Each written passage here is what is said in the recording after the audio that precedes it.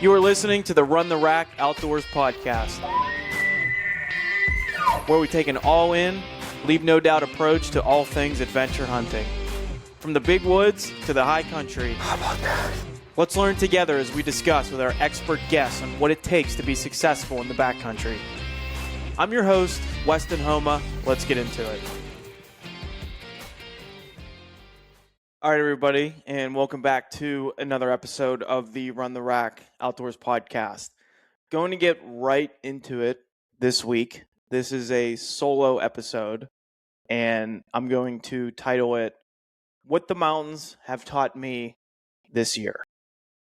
So, a couple things with that. I want to give some good practical tips and things that I learned as far as hunting tactics, gear that worked for me, a lot of good practical things like that. But then also what we do here, talk a lot about personal growth and things I've learned in that realm of spending all the time in the field, in the mountains. So I did this math at some point, if you guys haven't been following along, but I got to spend a good amount of time in the field this year as a regular guy working a regular job. And what I did was I hunted spring bear out here in Idaho for a few days, went back to Pennsylvania, and then throughout the summer is when I really started getting the balls moving for moving out here. So I lived in Pennsylvania, and that's where I'm from. I just moved to Idaho here in October. But how I set that up was I used the rest of my vacation, which I had already had planned for September, and working that job there, I was already green light, good to go to hunt Colorado high country mule deer.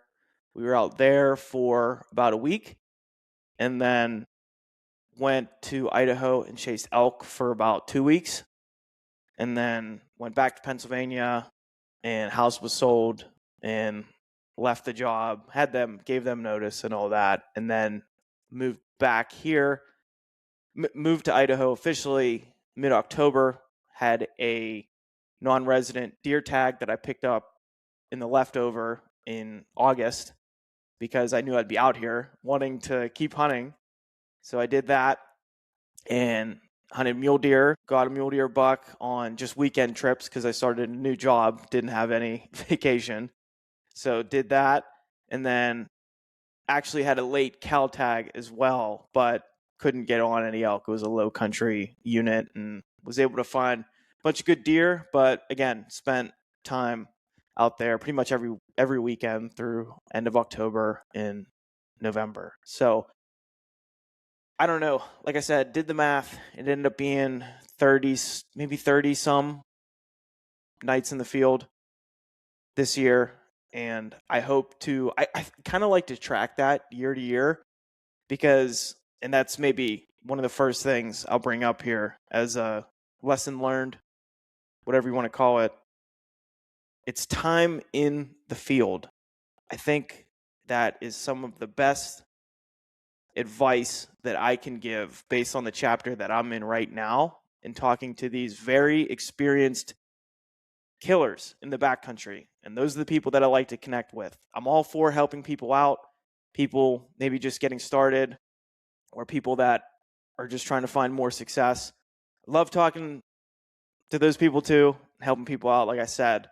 But when I really intently want to learn and take advice from are the Brian Barneys of the world, are the Sam Davises of the world, fill in the blank. The people that are really spending a lot of time putting a lot of big animals, not just big, like a lot of animals in general, on the ground.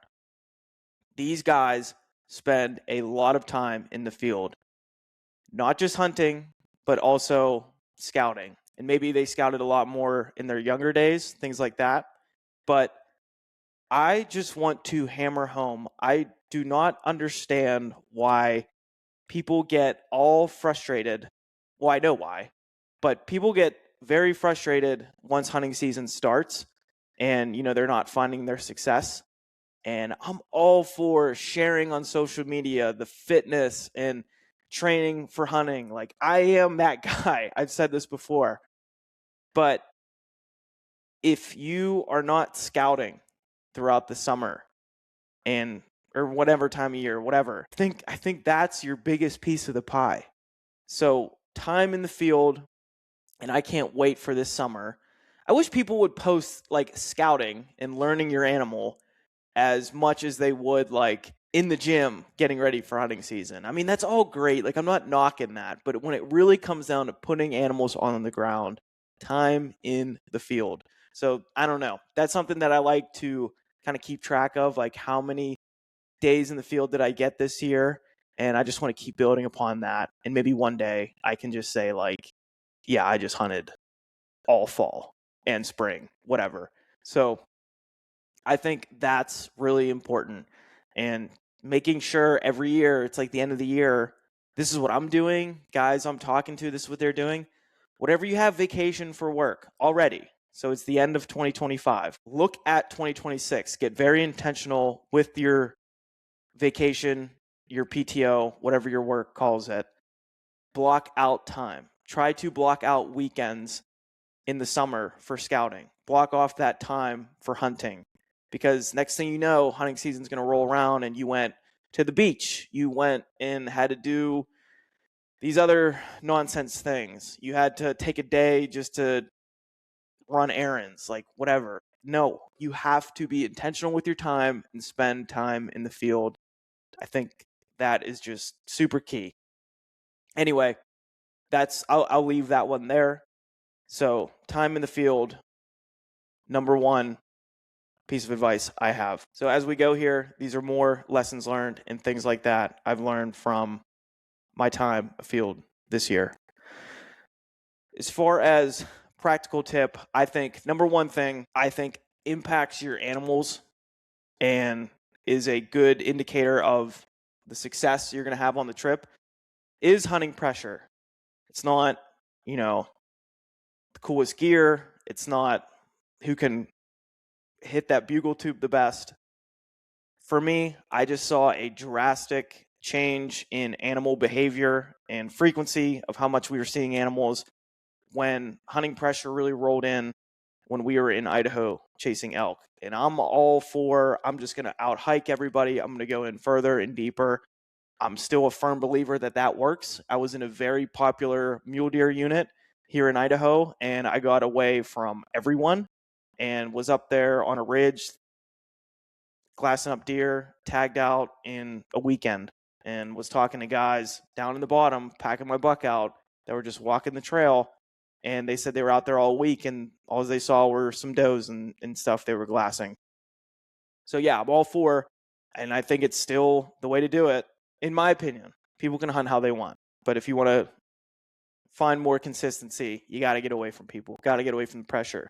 It was just really tough where we were in this zone in Idaho because there was so much two-track access and then also dirt bike access on this single track. Going forward, I probably won't hunt that zone. There was definitely elk, definitely had opportunities. I'm not saying any of that. Could have did a million things better, but that's just not my style. And I think I want to hunt the least pressured animals I can. I don't want to turn it into a game of like constantly have to be there before somebody else, things like that. And you can apply this to, if you're listening to this from back east, for whitetails and things like that. Just try to put yourself in situations where you're getting away from people, period. I think that is super key. When the end of September was getting closer and closer, really only had like one herd left that we were keeping tabs on. And those last few days, it really seemed like earlier we were out there, it seemed like the rut was picking up. We had a couple bulls fighting near us one morning up to our glassing spot. That was cool. Few went in, a couple bulls, like elk were ready to play. I think the weather did get really hot towards the end of September here, but I really felt like the rut was about to kick off, like pretty hard. Those first few days, we just thought, oh, it's just a matter of time. We had some good setups and everything. Well, we had setups. We screwed them up. but we definitely had opportunity. As the end of the month rolled in, guys on their dirt bikes, 2-track, and I couldn't just backpack away from people. So we did like spike out on a ridge, got off the 2-track, and then we were able to play in this one drainage where I really didn't think anybody would roll through. Like there was nothing on Onyx in this drainage, and got into elk. But there was a 2-track in the bottom, didn't know about. These guys on their dirt bikes, I could not believe, ripped through the basin. I could not believe it. I mean, this was a drainage like away from kind of like the main drag, and just didn't care and ripped through. I mean, what are you going to do? But these are all just lessons learned. Get away from the hunting pressure. That is by far the biggest piece of the how do I stack the odds of tagging out in my favor. That I think is probably the biggest piece. Get away from people, get away from the pressure. Me, in my style, I like to backpack and just kind of live off my back. Probably will look into a different zone going forward. So it's all lessons learned. That's just my take there. And I think when you're e-scouting this spring, looking for tags, looking for where you're going to hunt next year, do yourself a favor. When you're on Onyx, have it up on your monitor, put in all the trails, click on those trails too, see which ones are just say like hike and horse. If it says dirt bike, I mean, that's very popular here in Idaho. Try to avoid those as much as you can. Try to avoid all trails, all access as much as you can. But really take note on any motorized access, things like that. So you can like draw a radius, and maybe, I think I've heard Mark Livesey talk about this. You can do it. Draw a radius and like put yourself in areas away from all of those access points. So that's my advice there as far as a practical tip.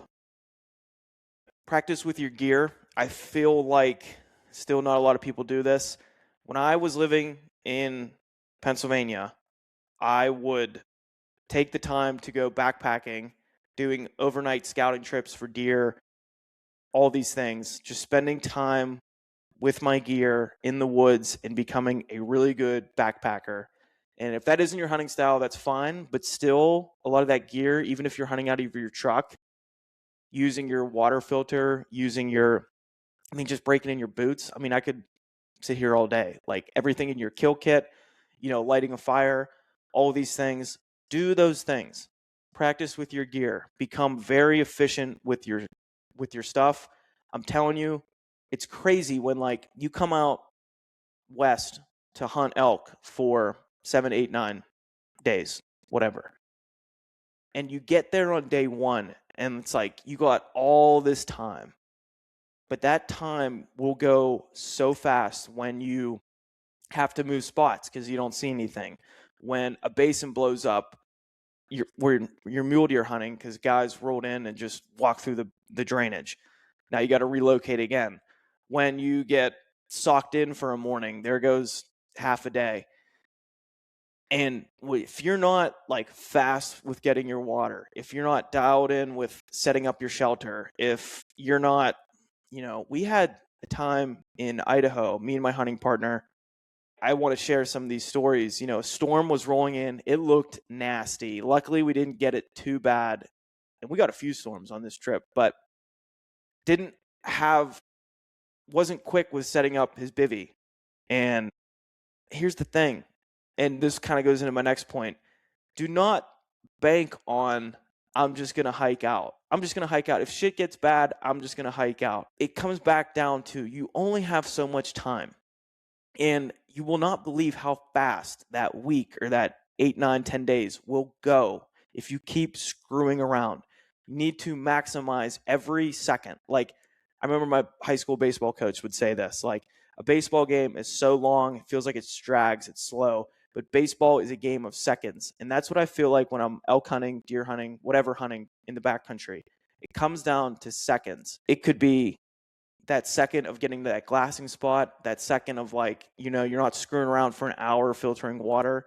5 minutes, you got a couple liters, you're good to go. It's the little things, comes down to seconds.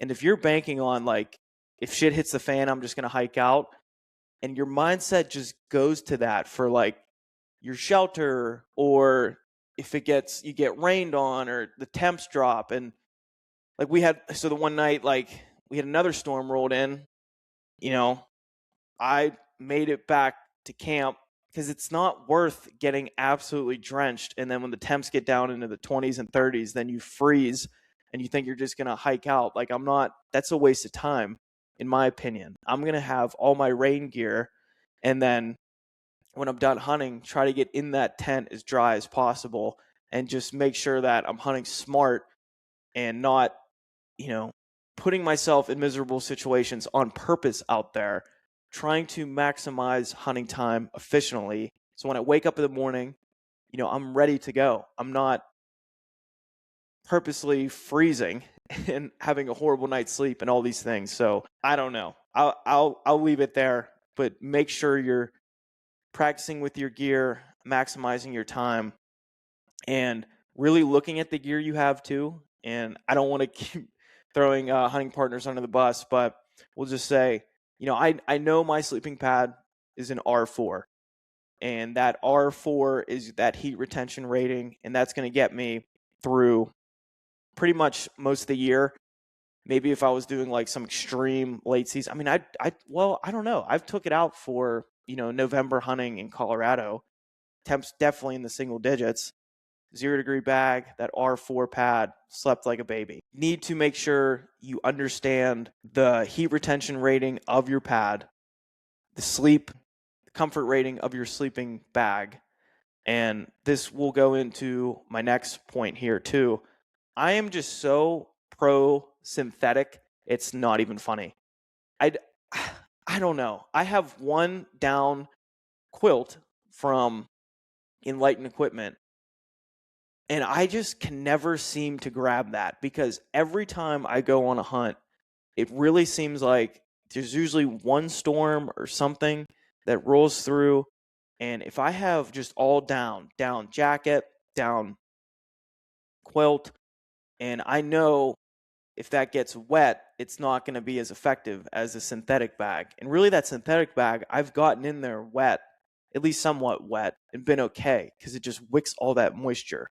And same thing with the synthetic jacket. I have that Kafaru Lost Park Parka, big puffy synthetic jacket. It's really no big deal when that thing gets wet. It's still really like warm and will wick that moisture. So I just keep running these scenarios in my head of like, there's so many times where you think maybe planning for a hunt, if it rains, I'm just gonna so easily pop up my tarp with my trekking poles and I'll be totally dry. It's no big deal. We'll wait for the rain to go away and then we'll just start hiking again. Well, you have to bring your rain gear. And that's the other thing too. Always bring your rain gear. I'm a fan of rain pants as well now. I keep going. I've done so many trips where I don't bring rain pants. And this is all kind of in the same tip with rain gear, synthetic, just wet. Moisture management is this whole point here. So when it rains up in the mountains, still not hiking all the time in open country or on a nice single track open trail. Like, I want to make sure that I'm just not getting soaked, because I've seen too, and hey, if somebody's listening and you have really good boots that you recommend that are actually waterproof, you've actually put them through the ringer, let me know, because this happens to me all the time. If I'm not wearing rain pants, storm rolls in, be like, okay, no big deal. And then you're hiking through the brush, is my point. Hiking through the brush, you're hiking off trail, especially elk hunting, things get thick. All of that moisture from all the rain is going to be on that brush, and then your whole lower half is going to be soaked if you're not wearing rain pants. And it doesn't take long for that to seep down into your socks, into your boots. Boots in themselves, I'm still not even convinced these Crispies I've been running have ever been waterproof. That's a whole nother story. Like, I've sent boots back to them, and hey, I'll just tell it how it is. Like, I'm not sponsored by anybody here. Yeah, I don't know. These Crispies are not as waterproof as I think they could be. And this isn't a fair story, because I know I'm getting them wet from the inside. But regardless, I've had times walking through creeks, walking through just wet grass that didn't come up that high, and then being soaked. But point is, all these things. I am just such a fan of it can be super lightweight, rain pants as well as your rain jacket, obviously. If you're not taking rain gear, I don't know what to tell you. Especially for now, listen, weekend trips, that might be different. And that might be when I just maybe I'll just bypass the rain pants and I'll bring that down quilt if I know it's going to be hot and dry. And that's probably what I will be doing here in Idaho, scouting in the summer. But storms roll in the mountains. The weather's so unpredictable. I don't care what your Garmin tells you. I don't care what the forecast told you before you left. It's just different. And I just get so aggravated if I am not 100%. I want to be out there and maximize all the time. Caveat to that too, you are backcountry hunting. So you're going to have times where you are uncomfortable. You're wet, you're cold, you're tired. But rock synthetics, in my opinion, and pack your rain gear, manage moisture. That way you're just waking up every day dry, ready to go, and you're not screwing around getting all your stuff dried out. You're not going to bed super cold, and you're just being an efficient hunter. And I think that's really important. So that was some things I wrote down there. Bring rain gear, and I'm just such a fan of synthetics. Something else too I noted down here, I think this is good just for personal growth standpoint too, is to just, it's so hard to play the dance of am I being too aggressive or be patient. I think for me, maybe this is just because I'm in my 20s and just so fired up, I just want to go, go, go. But I wrote down about being patient on some of these hunts. So I had multiple stalks and multiple times hunting the high country in Colorado where definitely should have been more patient on these stalks. Finally, when I did arrow my buck, I mean, I sat on him for 3 or so hours, just being patient on not just that, and not just on one day of the stalk, but also being patient on the hunt and these scenarios as a whole. I think people can get caught up on, and I talked to Aaron Snyder about this on his podcast a little bit, or he came on my podcast and we talked about this a little bit. So people sometimes have these like preconceived notions of I need to be okay, we're gonna hike 3 miles in. Oh, we got to be there by 1 o'clock, whatever. And then when you start getting your butt kicked on that hike in, and it's 1 o'clock and you're only halfway there, a lot of people just start freaking themselves out. Like, we should have been there by now. On the hunt as a whole, you got 10 days, and day 2, just freaking out. I should be tagged out by now. Like, it's not going to happen. And having this negative self-talk can be detrimental. Again, there's dichotomies with everything. I think that's also maybe sometimes a strength because you're just acting with such urgency, and that's a good thing. Point is, have patience, but also have it work for you to where you're not just giving up and making stupid mistakes. So that's something else I wrote down here, patience, which reminds me. So I'm going to drop this episode right before the new year. And at that time, my Colorado high country archery buck film I'm going to put together on my YouTube channel should be out. And I'm going to title it Patience because that is what helped me on the hunt. I talk about it a little bit at the end of the film, not to spoil it, but I think a key to enduring long hunts, long hardships, definitely a long ultra marathon, I can relate to that, is just patience. And that's not really a sexy word because I like to hunt aggressively. I like to just be aggressive and go and get after the things I want. And I think you should do that. I'm a huge fan of Andy Frisella's content, if you've checked that out. So he has a podcast called Real AF. He's the owner of First Form, and he talks about aggressive patience. I think that's the best way to explain it. So you have to understand that like you're doing everything you can. I think it's very important on a hunt, very important in life, but also understand that things take time, and don't have, preconceived notions of like, well, that guy was easier for him. He tagged out on day one. I need to be tagged out already. He relates this all to business and entrepreneurship, and look at so and so, like they've already made $1 million in their business, and I should be there. And again, it's good to act with urgency, but just understand that time is part of the equation. So need to be working as hard as you can, but also things take time. It's so hard to unpack that and put that in like a nice little box to understand, but that is part of the game. So patience all the way around. Patience on the stock, patience on the hunt, patience on the hike in. Just understand, like, you will get there. Things will happen. If you keep moving, you keep working. And patience is the key for enduring, because it's going to keep you from not quitting. The longer you can be patient, the longer you can endure, that's when you overcome, and that's when you grow. So that's the whole point here. Being patient is going to allow you to not quit. So I'm not saying go up there and sit on your hands on the mountain. I'm not saying sit on your hands in your business or your financial journey or relationships. Just sit on your hands and I'm being patient. Like, no. Do everything you can, but also understand these things take time. And I think that's just a key to many things in life. Also, I cannot underestimate, is that the word I want? Sure. Being in the best shape possible.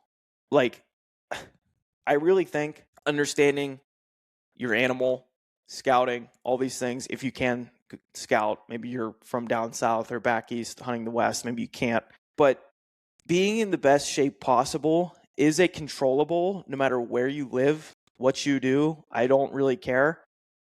Even if you're not going on a backpack hunt, if you're just hunting from the truck, you're still going to have long hikes every single day, hikes in the dark, all these things.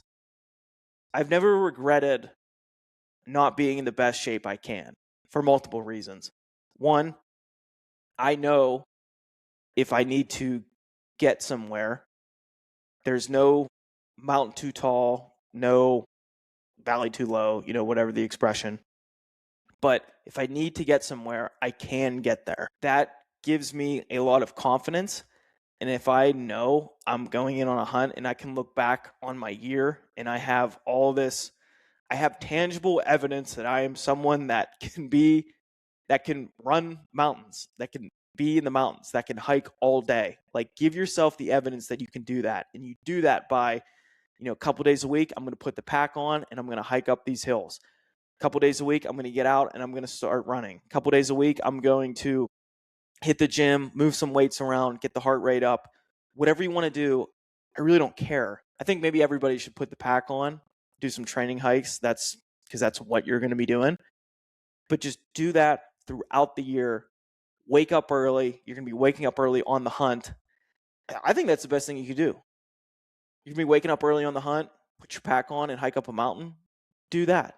Do that a couple days a week, all throughout the year. So when you're on the hunt, you can say, well, this is just what I do. I wake up at 4:30 anyway and put a heavy backpack on and hike up a hill.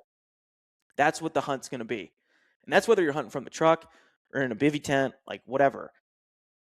So if you give yourself the evidence that you're somebody that can do that, and you are in your best shape possible, and you know that, like, you have that controllable. I mean, you're still going to have times up on the mountain where it's like, yeah, dang, getting my butt kicked. This is tough. My legs hurt. I'm dogging it. But if you give yourself that evidence, you're controlling that controllable. And I think that's just so key. And that's one less thing you have to worry about on the hunt. If you're going in, you're driving into Colorado and you see the mountains, you're driving on 70 and you're in Colorado for hours before you actually see the mountains. And then you see the mountains and you're thinking like, oh, man, and you're getting intimidated. I don't know what to tell you. You got all year. And again, this kind of goes back to, Dan Staten and I talked about this on the episode last week. You're also promoting longevity of your life, living a healthy lifestyle. I think that's, obviously the big key here. But be in the best shape possible. There's really no excuse if you're allocating all this time off work, spending all this money. I know these non-resident elk tags are not cheap. Ask me how I know. All the gear, everything. Like, do yourself a favor, get in the best shape you can. How you want to do it, it's up to you. I recommend putting a heavy backpack on, doing that at least a few days a week. Then, obviously, whatever you want to do to help build your endurance, build your strength, do it. Just do it. That's really that simple. To me, these hunts, these experiences mean way too much to just not live a healthy lifestyle throughout the year and train. And if you're not doing that, you're taking away from what you could experience on that experience. And this does just mean a lot to me because I feel like I see content and things online from negative people that over and over and over again are posting about bad experiences they had hunting the West. And sure, I'll go into this for a couple minutes here because this means a lot to me. I am like everybody else from Pennsylvania, hunting over-the-counter tags in Colorado, hunting, quote, not the best tags. I have never once put the blame on other people as a whole for hunting pressure and things like that.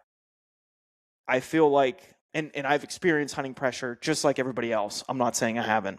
But here's the trend that I see, and really bothers me because it affects everyone when it comes to getting hunting tags and things like that. Seems to me like a lot of people like to go online and talk about how horrible their experience was because there were so many people, so many trucks at the trailhead, all these things. And this makes sense too because the people that would post this content and leave comments on videos and all these things, this is their attitude. And they weren't in the best shape possible to get away from people and think creatively and get off like the main 2-track road and, go into these other places and just think on their feet and problem solve. And again, be in the best shape possible to get away from people. So this content is then posted online about how bad their experience was, and Parks and Wildlife, Fish and Game, fill in the blank for whatever state, needs to do something. They need to make tags harder to get. They need to make it harder for non-residents. They need to cut back tags, and it's not fair and all these things. And listen, I am also in the camp of like, I wish I could go hunting and not see, anyone ever, and just that is what it is. I try to go to spots though where I can experience that. Anyway, point is, so then these people then put out that content. They are maybe not the majority, but they are the majority of the content being shared and put out there. So then these Parks and Wildlife, Fish and Game then see all that content and then think that that is the representation of the majority because it's the majority of the content, not the majority of the people. And then they start making decisions. So we see it already. Colorado Parks and Wildlife got rid of their over-the-counter archery elk tags. Now it's just over-the-counter rifle tags. Fast forward in a few years, guarantee those will be gone too. So now you don't really have an opportunity to just, right before season or whatever, you're not going to have like an opportunity to just bank on something to go hunt your elk. Everything's going to be a draw and all these things. And I'm not really, again, complaining about that. Last week's episode, again, with Dan, we talked about this. I think when people start out, and I get it, it's a little intimidating to try to figure out how to get a hunting tag or whatever. But if you play the game in a few years, even for myself, even if I was still living in Pennsylvania, I have options this year to go hunt other places. And it's not, I don't know. Point being, do yourself a favor, control the controllables, be in the best shape possible so you're not just the guy driving your truck down the main road and seeing every Tom, Dick, and Harry doing the same thing. and then you're driving back to Pennsylvania, or you're driving back to Missouri, or you're driving back to Mississippi saying, that sucked. That was horrible. There was hundreds of guys there. We didn't see any elk, and that sucked. And Parks and Wildlife sucks. Fish and Game sucks, and I want my money back, and this is BS. And I'm going to write a letter and all these things, because then that is what they see. Laws change, and then it affects everyone as a whole. And like I said, I've never really been that guy. I've always just came back thinking, like, first couple years, I didn't kill anything in the West. Got my butt kicked. Saw a bunch of people. Got on elk, though. Came very close. Never once did I ever think, what can I do to change the game? How can I just be a better hunter? How can I be more effective out there? How can I be in better shape? How can I get away from people? How can I think more creatively with my e-scouting on places to go and things like that? It's still possible. There's still so much opportunity to hunt the West for deer, elk, archery, rifle, muzzleloader in all these states, whatever. I'll never say it's not getting harder. It is. But I'm so passionate about these experiences and seeing them getting a little bit tainted and getting harder for people to get their foot in the door because of, again, the negativity behind it all. I don't know. I'll leave it there. It just makes me a little butthurt, because I love this stuff.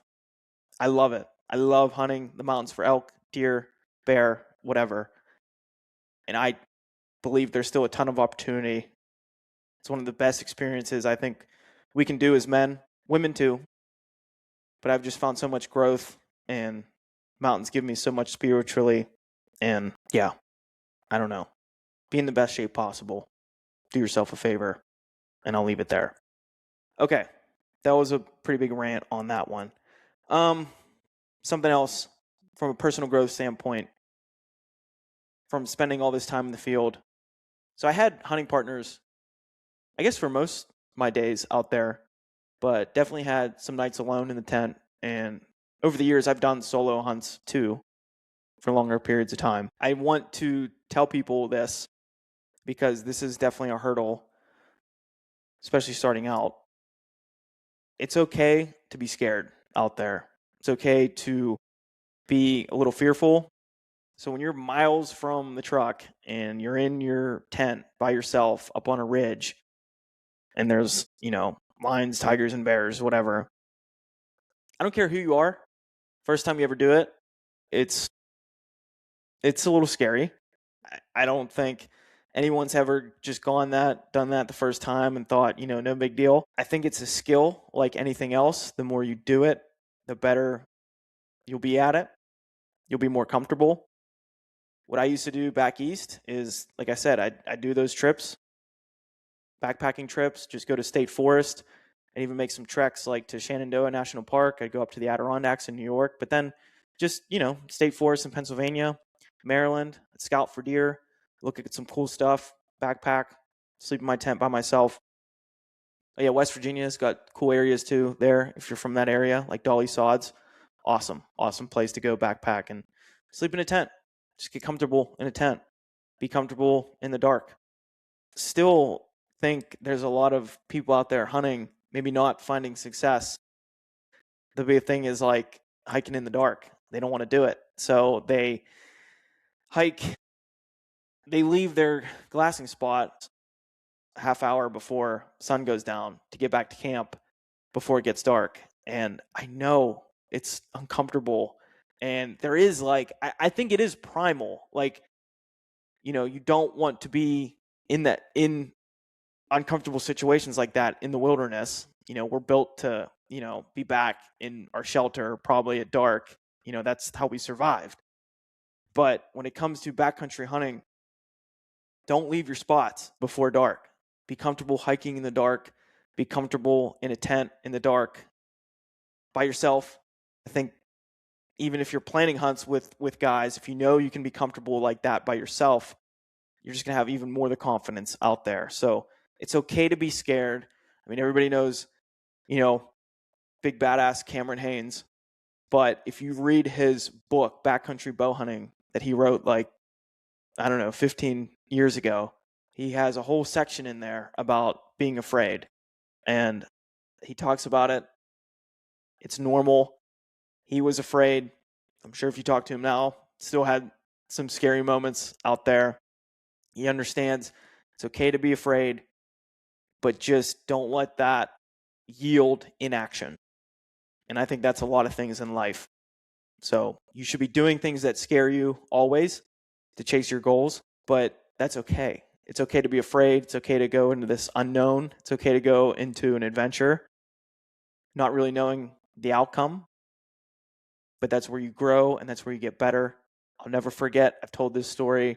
First night I spent by myself in a tent, because I grew up very outdoorsy, camping, hunting, like all these things. But then I realized, I want to keep hunting the West. I want to go, man, I still get fired up. Like episodes of, Aaron Snyder talking about hunting mule deer for 10 days at 13,000 feet, by himself, like up there in a Hilleberg tent. And I mean, it's awesome because I did that this year and tagged out. Like, it's part of it. But to get there, I knew I needed to build some confidence. So that first night, though, I realized, if I want to go do that, I need to just spend these times building that skill. Went down to Maryland, piece of state forest, scouted for deer, set up a tent, slept down there by myself. I knew there was there's a decent population of bear down there. I remember being more scared then that night than, what I've been doing recently, where I'm just way out here in the middle of nowhere, Idaho, up on a ridge. And anymore, it's just like, I'm just so tired. I just can't wait to blow up this sleeping pad and fall right asleep. And, I do actually sleep pretty good out there. I know a lot of guys don't, but I don't know what it is. I do get some good sleep out there. Like, I don't know if it's kind of like the cold that comes over me, wrap myself in a sleeping bag, or I'm just comfortable being out there. Maybe this is a little bit of like, hey, this is just what I'm born to do. I don't know.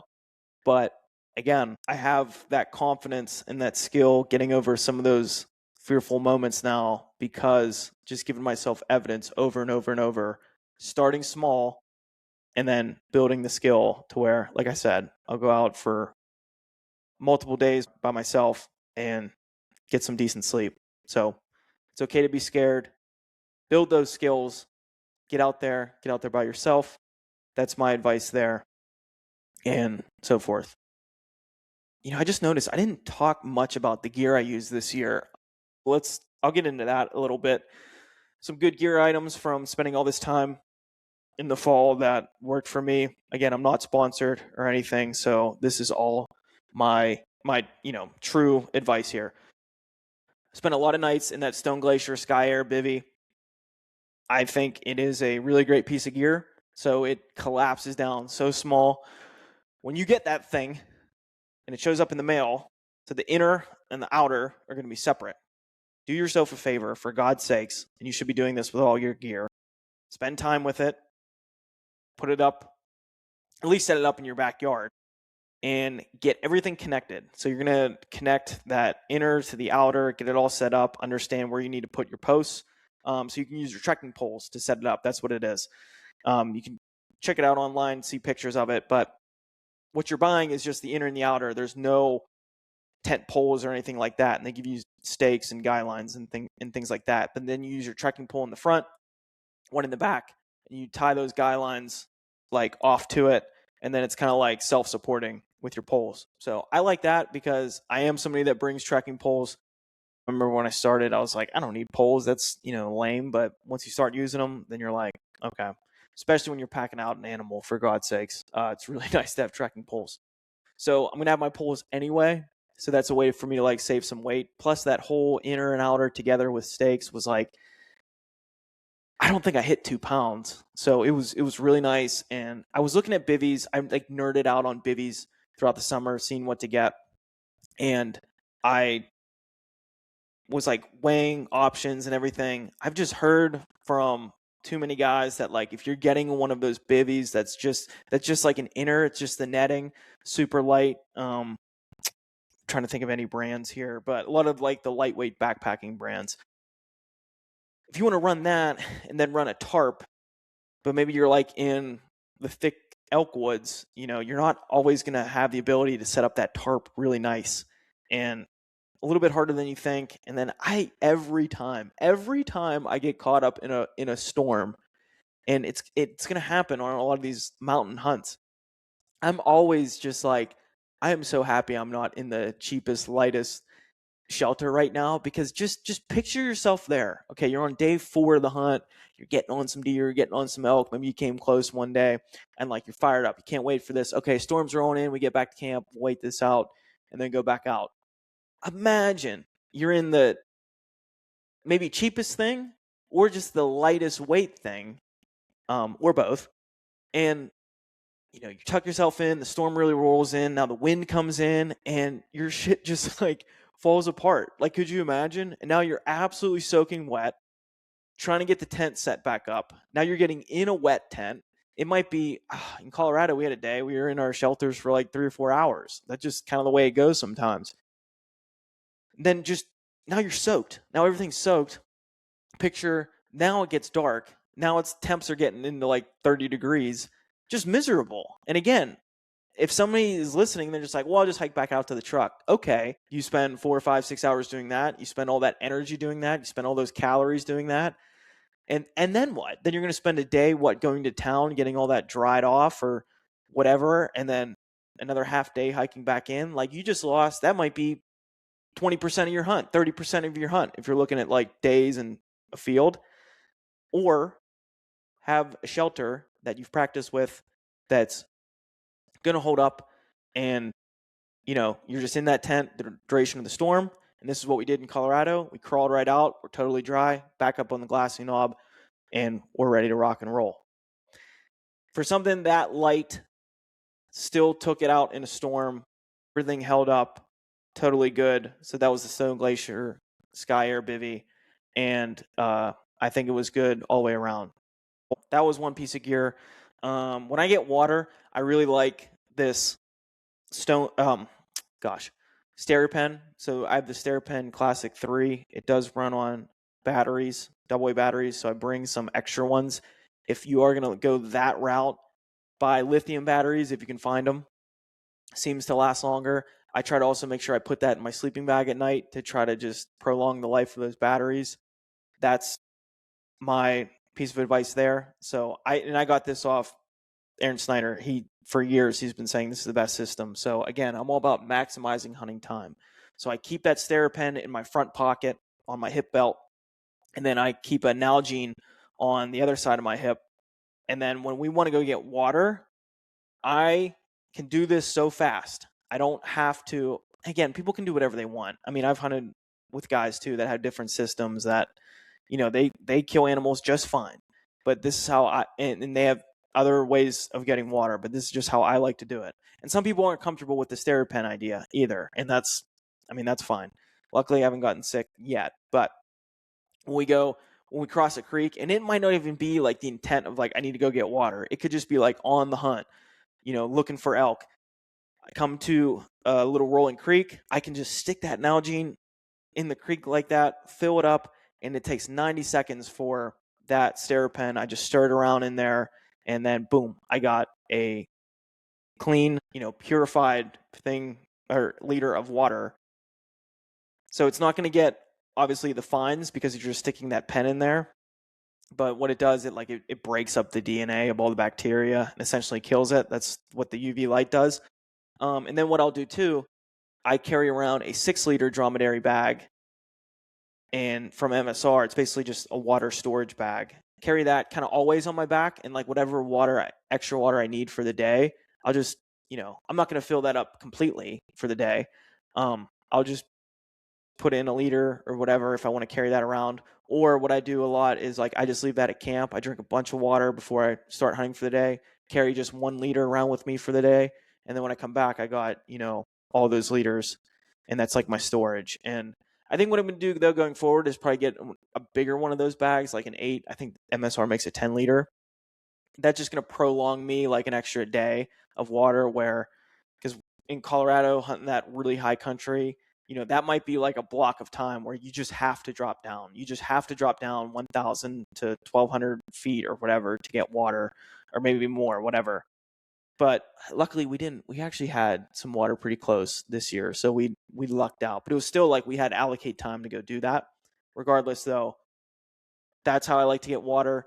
And then what I'll do too is like say we are going down and be like, okay, today's like water day, like or just this little afternoon.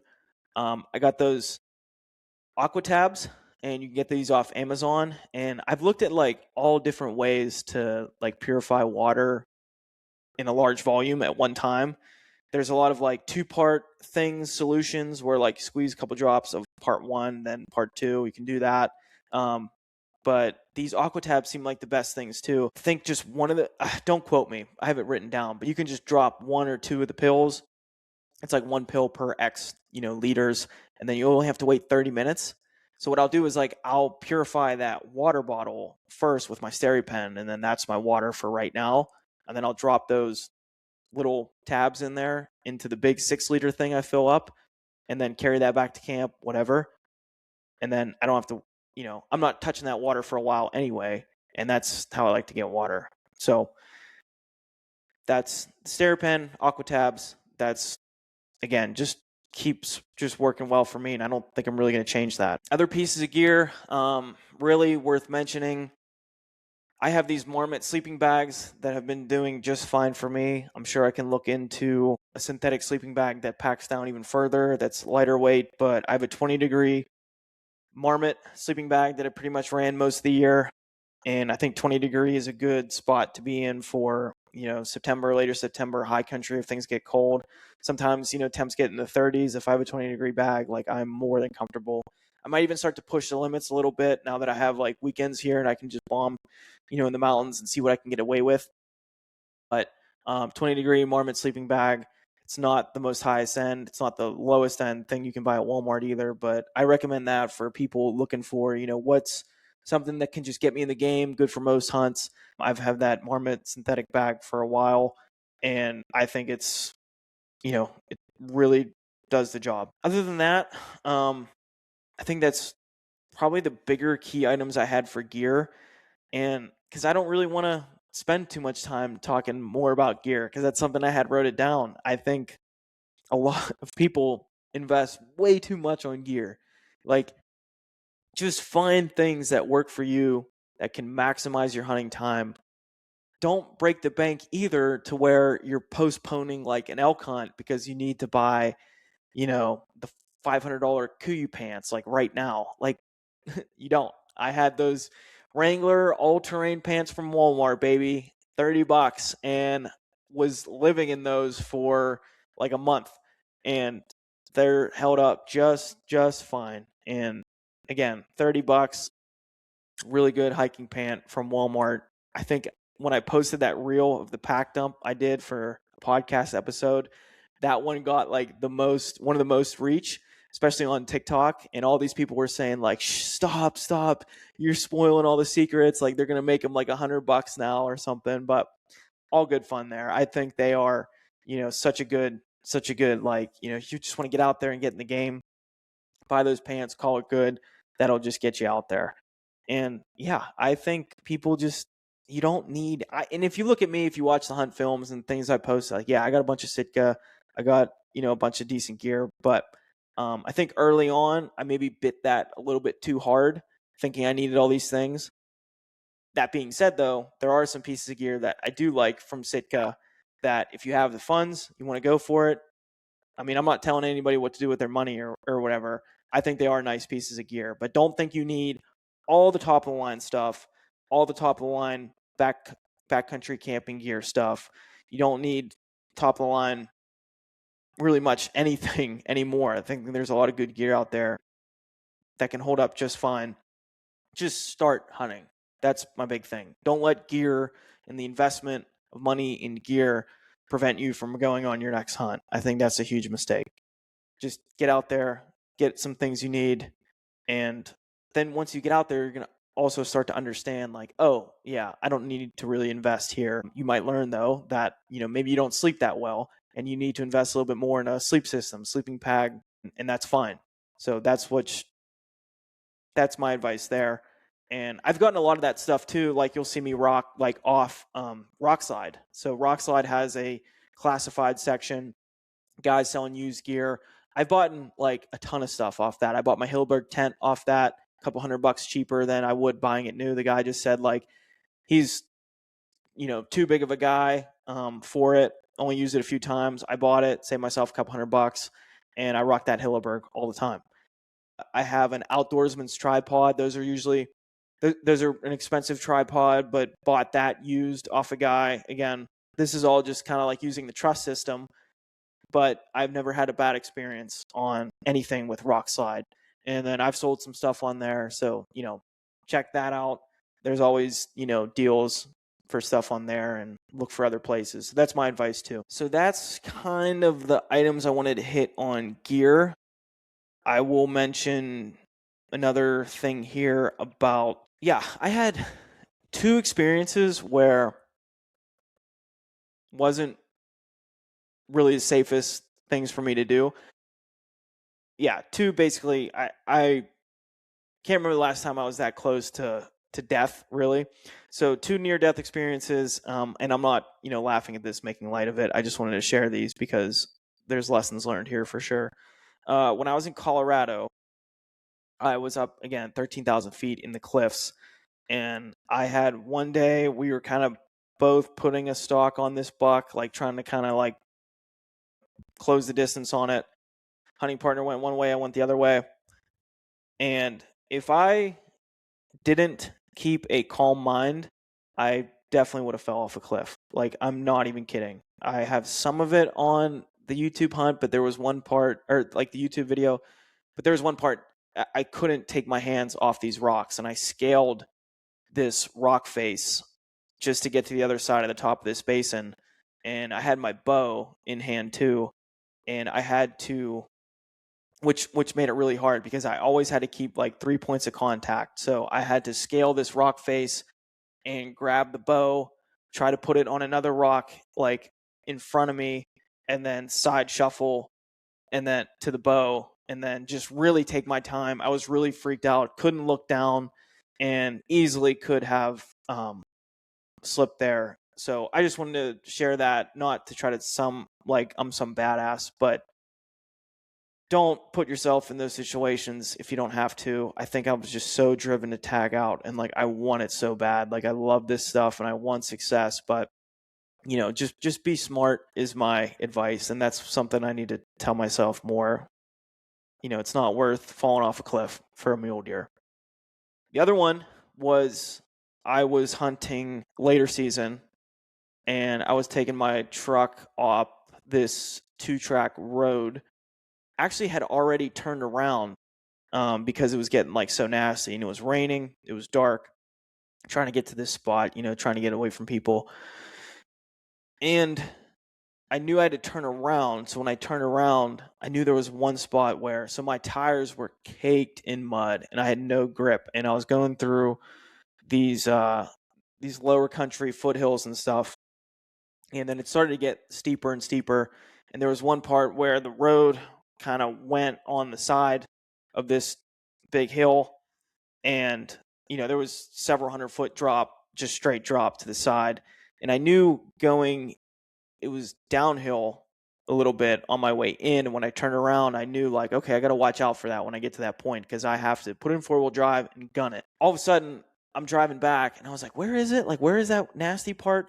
All of a sudden, like, I was in it, and I just put my, pedal to the floor. That my truck was, I can't even tell you. Luckily, I was in 4-wheel drive. My front tires pulled me back up onto the road. My back end was completely off. Easily could have, if my front tires weren't grabbing, I'm not saying this just to say it, like I would have absolutely rolled my truck and fell down in this bottom, and that was pretty nasty. So I wanted to share that too. Like, again, just be smart. And yeah, my tires were caked in mud. I had no grip, and I was just slipping. And again, it's not worth dying for getting into a hunting spot. I wanted to tell that story too about just some things about the truck. So keep some items in your truck, extra gas, tools, chains, just be ready, extra water. these are all things that I just try to keep in my truck really all the time, but especially if you're making a big drive from back east or down south or something, just be ready for all those things that could happen out there. Another thing here, some advice, some practical advice. Don't be afraid to call around for intel. I feel like I don't really hear this talked about a lot, but a lot of these people that are killers and stuff, yes, oh my gosh, spend as much time as you can in the field, scouting, all the things. But if you're going to a new area, don't be afraid to call around and get some intel. And that could be either people that have hunted there before, and I know it's sometimes that's hard to find, but I'm hesitant to say this. There are forums and stuff online about units and everything. You obviously have to take those with a grain of salt. Go Hunt is something, though, that I have connected with people. When you go to your units, there's a forum on each unit for every state. So, like, say, we'll use Unit 76 in Colorado because I don't know if I'm ever going to hunt there. That's a big draw. But if you go to that, there's a forum chat of people talking about the unit, their experiences, sharing their emails, sharing their phone numbers. And I actually have connected with people like that just to get some intel before a hunt or to make up my decision if I want to go hunt there or not. So don't be afraid to do those things. Get all the intel you can. Just a little nugget of like, gosh, especially if you're coming from out of state, I can't reiterate this enough. Like, you might not know that the northern part of the unit, you can't access, or like there's these roads that you have to to watch out for that are actually closed, or they're not really there. On X says they're there, but they're not there. Or or every Tom, Dick, and Harry is at the south end of this unit. Like, don't even bother going there.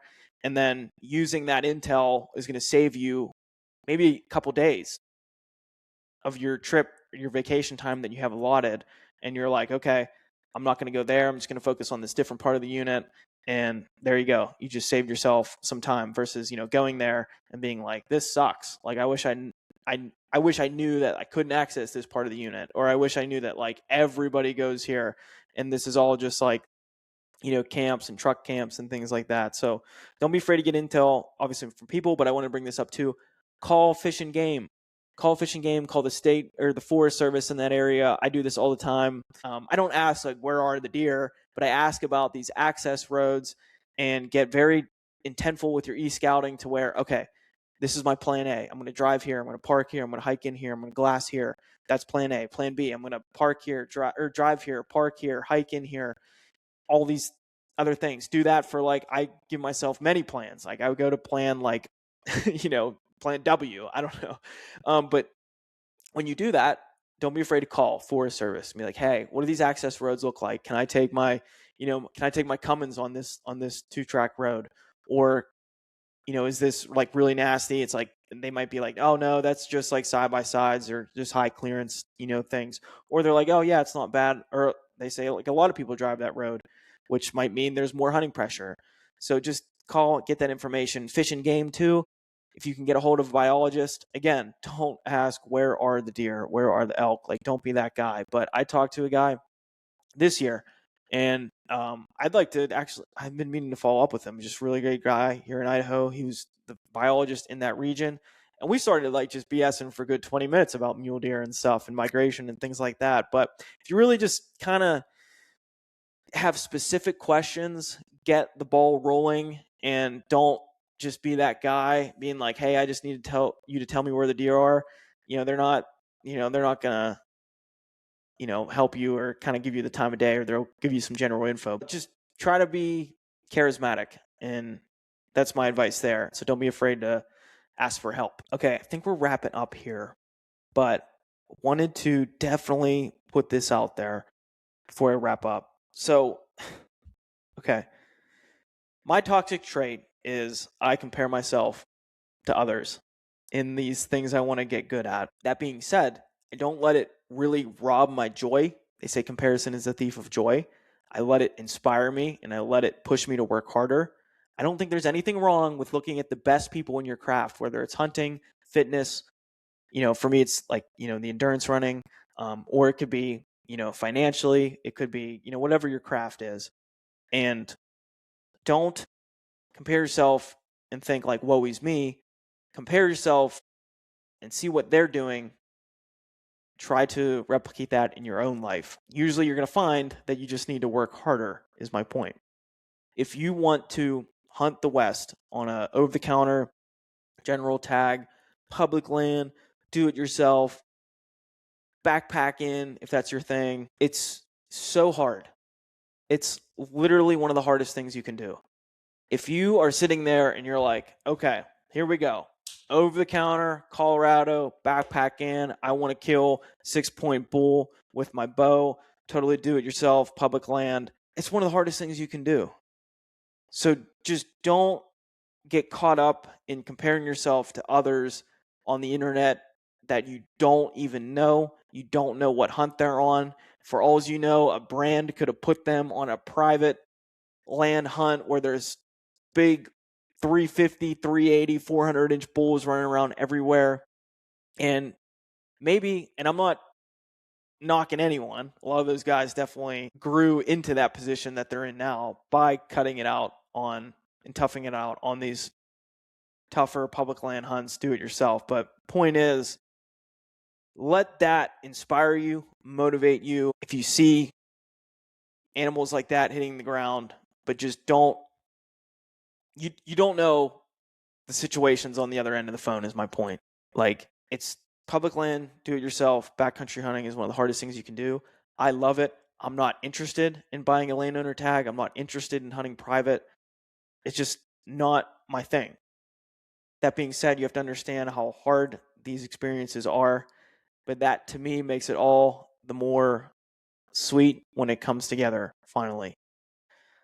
I just want to reiterate that. Like, I just think putting that out there in the world, these things are hard. They are a million times worth it though when you find success. So I'm not talking away from anyone. I want to motivate people to go out there and do it. But just understand that, like, this stuff is hard. So don't get too caught up in thinking everybody just has it easier or whatever.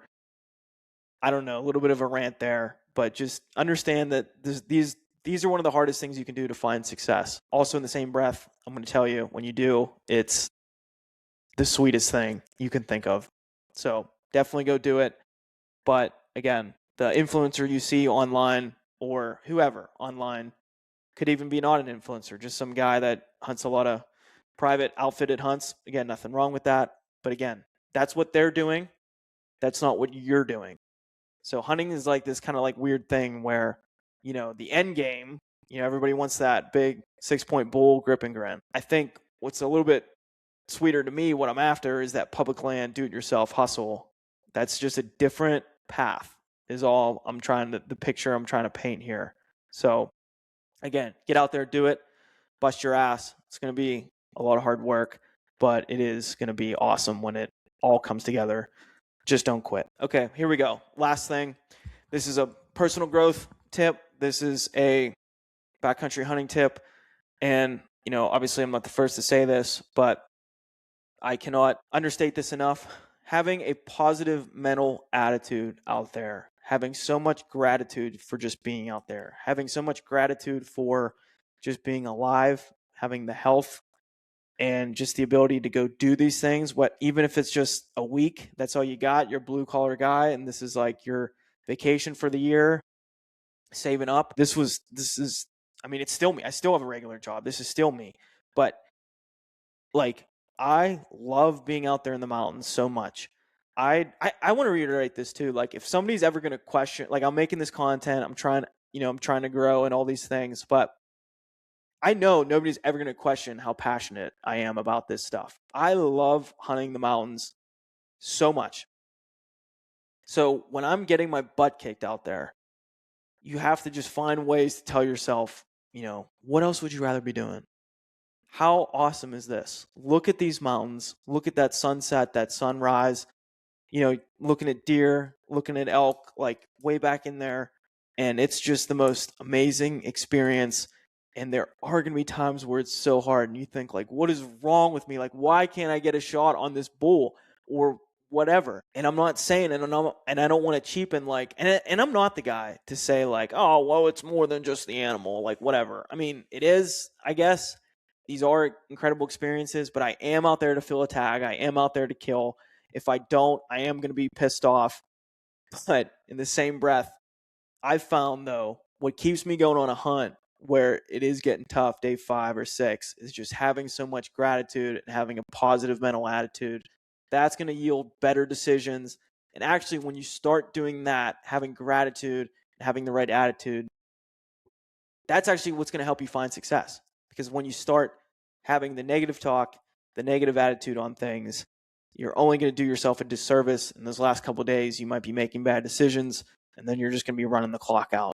So really no other option other than to have a positive mental attitude. So take that with you in the mountains, take that with you in life, and that's just the way to be. So I'll leave it there. That's the last little nugget I have. So we're at the end of 2025 now for everybody listening. I appreciate you listening and hope you get to take away either practical advice or some personal growth stuff that I've learned this year. Take it with you in your day-to-day. And I hope this episode was of value. So I'm wrapping up. I guess I started this in April or March, so it's not like one full year, but we're ending the first calendar year of this podcast. I appreciate everyone's support so much. I have such big goals next year with what I want to do with my content and things like that. I have big goals in the backcountry. I have big goals with fitness and endurance and other things in life. I hope that everyone here is setting goals for next year, stays motivated, stays disciplined, and achieves everything they want to do next year. So that's it. That's the end of 2025. Let's make 2026 the best year we've all ever had. So I wish everybody the best of luck. Let's keep working hard. Let's keep getting after it. Let's leave no doubt. And let's run the rack. All right, everybody. Let's crush 2026 and have a great rest of the week. All right. Thanks. See ya. Hey, if you liked that episode, please share it with a friend, share it on your story, and give the podcast a rating and a review on wherever you listen. For more of this type of content, you can head over to the YouTube channel and follow along on all the social platforms. Really appreciate it. See you on the mountain.